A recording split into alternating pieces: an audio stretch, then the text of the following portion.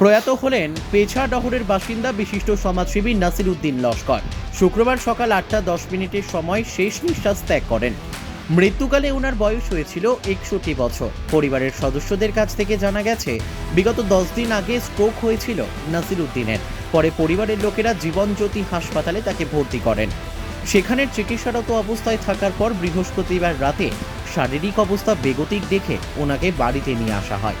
সেখানেই তিনি শেষ নিঃশ্বাস ত্যাগ করেন। মৃত্যুকালে তিনি রেখে গেছেন এক ছেলে, 3 মেয়ে ও স্ত্রী সহ অসংখ্য আত্মীয় স্বজন।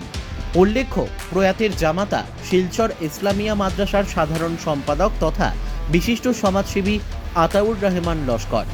নাসির উদ্দিনের মৃত্যুর খবর ছড়িয়ে পড়তে পরিচিত মহলে শোকের ছায়া নেমে আসে।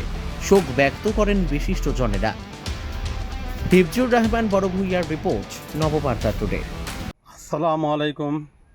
আমরা অত্যন্ত মর্মাহত রামনগর পেচাডন নিবাসী আমারও শ্বশুর পদ্য সকাল 8 ঘটিকার সময় উনি না ফেরার দেশে চলে গিয়েছেন।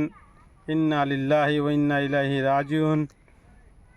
উনি আমাদের জল বিভাগের প্রাক্তন কর্মী ছিলেন।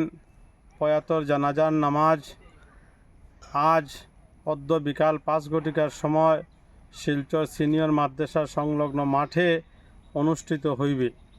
আসসালামু আলাইকুম।